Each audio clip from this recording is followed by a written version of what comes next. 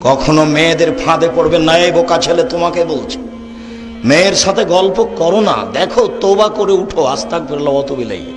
জিন্দেগিতে আর মেয়ের সাথে কথা বলো না। মেয়ে তোমাকে ধ্বংস করবে, তোমার বাপকে ধ্বংস করবে, তোমার বংশকে ধ্বংস করবে, তোমার জাতিকে ধ্বংস করবে। রাসূল সাল্লাল্লাহু আলাইহি সাল্লাম বলছেন, সবচেয়ে মানুষের জন্য ভয়াবহ, সবচেয়ে মানুষের জন্য বিপজ্জনক বস্তু হলো নারী।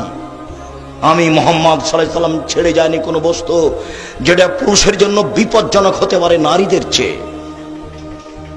দেখো তুমি কিভাবে ভাষা উল্টিয়ে দিল হাতে হাতে। জীবনে কোনোদিন তার সাথে প্রেমের গল্প করো না।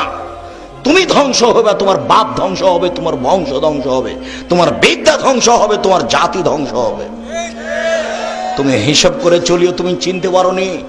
মুহাম্মদ সাল্লাল্লাহু আলাইহি সাল্লাম নিজে বলছেন, আমার জীবনে আমি ছাড়িনি কোনো বস্তু যেটা পুরুষের জন্য বেশি ক্ষতিকারক, ধ্বংসাত্মক হতে পারে নারীর চেয়ে। মুহাম্মদ সাল্লাল্লাহু আলাইহি সাল্লাম বলেন, ইন্নান নিসা হাওয়াইলুশ শয়তান, নিশ্চয় হচ্ছে মহিলারা শয়তানের জাল। রাসূল সাল্লাল্লাহু আলাইহি সাল্লাম বলেন, শয়তানের ষড়যন্ত্র দুর্বল আর নারীদের ষড়যন্ত্র সবল। তিনি বলেন, ও নারী জাতি, আমি দেখিনি তোমাদের চেয়ে কাউকে বুদ্ধিমানের বুদ্ধিকে নষ্ট করতে পারো। ও নারী জাতি, তোমরা এমন জাতি যে বুদ্ধিমানের বুদ্ধিকে নষ্ট করতে পারো। একবার তোমার দিকে হাসি দিয়ে যদি কথা বলে তাহলে তোমার বুদ্ধি হারিয়ে যাবে। তুমি চেয়ারম্যান, মেম্বার, এমপি, মন্ত্রী, যত বড় পরেজগার হও না কেন, এক হাসিতে তোমার বুদ্ধিবিদ্যা ঈমান কমে যাবে। তার নাম নারী। তুমি এটা বিবেচনা করি উপস্থিত বৈঠকের মুসলিম বোন, আপনাকে আমি ঘৃণা করতে আসিনি। নারী আয়েশাও, নারী খাদিজা রাদিয়াল্লাহু তাআলা আনহাও, জিবরাইল এসে বলছেন, মুহাম্মদ সাল্লাল্লাহু আলাইহি সাল্লাম, ওই যে খাদিজা, ওই যে তার হাতে একটা বাটি আছে তরকারির। শুনেন, খাদিজা আপনার কাছে আসলে আপনি তাকে বলবেন, খাদিজা জি, আল্লাহ তোমাকে সালাম দিয়েছে খাদিজা, জিবরাইল তোমাকে সালাম দিয়েছে, তোমার জন্য জান্নাতে একটা ঘর বানানো হয়েছে খাদিজা, হীরা মুক্তা মাণিক্য দিয়ে, যেখানে কোনো হইচই নেই। খাদিজাও তো মহিলা, আপনাকে খাদিজার মতো মনে করি। তো শয়তানকে, ওই যে আপনার পাশে বসে আছে দেখেন, ওর ছোট ব্লাউজ, ওর স্বামী নাই, ওর বাপ নাই, ও বাপ ছাড়াই দুনিয়াতে এসেছে, ও স্বামী ছাড়াই দুনিয়াতে চলে। বল হিসাব। আপনি আমার দিনই বোন, আপনাকে আমি ঘৃণা করতে আসিনি। আমি আপনাকে আমি শয়তানের চেয়ে খারাপ বলিনি। তবে আপনার পাশে একজন মহিলা বসে আছে, আপনি দেখেন, তার পেট দেখা যায়, তার পিঠ দেখা যায়, তার অঙ্গ প্রত্যঙ্গ দেখা যায়। ও কি মনে করে আর বাপ নাই নাকি?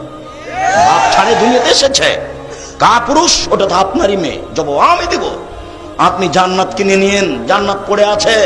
মুহাম্মদ সাল্লাল্লাহু আলাইহি সাল্লাম বলেছেন, তিন শ্রেণীর মানুষ জান্নাতে যাবে না, তার মধ্যে আপনি আছেন। মুহাম্মদ সাল্লাল্লাহু আলাইহি সাল্লাম বলেছেন, তিন শ্রেণীর মানুষ কখনো জান্নাতে যাবে না, তার মধ্যে আপনি একজন। আপনি হচ্ছেন দায়ুস, ওই মেয়ে আপনার।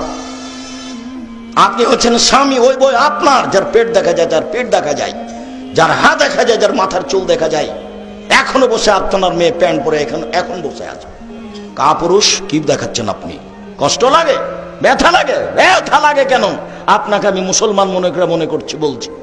আপনাকে আমি হিন্দু মনে করিনি, আপনাকে আমি ইহুদি মনে করিনি, আপনাকে আমি খ্রিস্টান মনে করিনি, আপনাকে আমি মুসলমান বলেই মনে করছি। আপনি একজন কাপুরুষ, আপনি একজন কাপুরুষ, আপনি একজন কাপুরুষ। আপনার বিবাহ করা ঠিক হয়নি, আপনার বিবাহ করা ঠিক হয়নি, আপনার বাপ হওয়া ঠিক হয়নি। আপনার বাপ আপনার বিবাহ দিয়েছে, বইয়ের কাছে চলে গেছেন, চাই ছেলে মেয়ে হয়েছে, এর নাম বাপ নয়, ক্ষমতার নাম বাপ, নীতির নাম মা, ক্ষমতার নাম স্বামী। চোখ যেভাবে ঘুরে বউ সেভাবে চলে, তার নাম ক্ষমতা। চোখ যেভাবে ঘুরে বউ সেভাবে চলে, তার নাম ক্ষমতা। তিন শ্রেণীর মানুষ জান্নাতে যাবে না, তার মধ্যে আপনি একজন আছেন। তিন শ্রেণীর মানুষ জান্নাতে যাবে না, তার এক শ্রেণীর মানুষ হচ্ছে রাজলাতু মিনান নিসায়ে, পুরুষের বেশধারী নারী, যারা পুরুষের জুতা স্যান্ডেল পরে, যারা পুরুষের শার্ট প্যান্ট পরে, যারা পুরুষের পোশাক পরে, যারা মাথার চুল ছোট করে। আপনি দেখতে পাচ্ছেন ঢাকা শহরে, গাজীপুর বাজারে হাজারো লক্ষ নারী এসব প্যান্ট পরে থাকছে, গেঞ্জি গাইতে থাকছে, এরা জাহান্নামী। আমি বলিনি এই কথা, মুহাম্মদ সাল্লাল্লাহু আলাইহি সাল্লাম বলেছেন। আমার বলার কি আছে? তিনি 1450 বছর পূর্বে বলেছেন, আমি তার অনুবাদক। আমি আব্দুর রাজ্জাক বিন ইউসুফ বলছি, আল্লাহ আল্লাহর কসম, আল্লাহ আল্লাহর কসম, আল্লাহ আল্লাহর কসম, আমি 90 সাল থেকে এখন পর্যন্ত কোনোদিন অপ্রয়োজনীয় বাক্য বলিনি। আমি 90 সাল থেকে নিয়ে এখন পর্যন্ত কোনোদিন কেসা কাহিনী বলিনি। 90 সাল থেকে নিয়ে এখন পর্যন্ত আমি কোনোদিন মানুষের কাছে পথ খরচ পাতেও চাইনি। এই দেশের মাটিতে কেউ যদি প্রমাণ করতে পারে আব্দুর রাজ্জাক সাহেব একদিন আমার কাছে পথ খরচ পাতেও চেয়েছিল, আমি আব্দুর রাজ্জাক বিন ইউসুফ জিন্দেগি তার বক্তব্য দেবো না। আমি গাজীপুরের মাঠে বক্তব্য দিয়েছি, টাকা দিয়েছে আমাকে 10,000, আমার গাড়ির বিল এসেছে 15,000, আমি বাড়ি থেকে 5,000 টাকা দিয়েছি। আমি মানিকগঞ্জে গেছি, আমাকে দিয়েছে 6,000, 5,000, গাড়ির বিল এসেছে 12,000। আমি দিনাজপুরে প্রোগ্রামে গেছি, 1 টাকাও দেয়নি, গাড়ির বিল এসেছে 7,000, 1 পয়সা দেয়নি। পরীক্ষা করলো নাকি আল্লাহ ভালো জানে।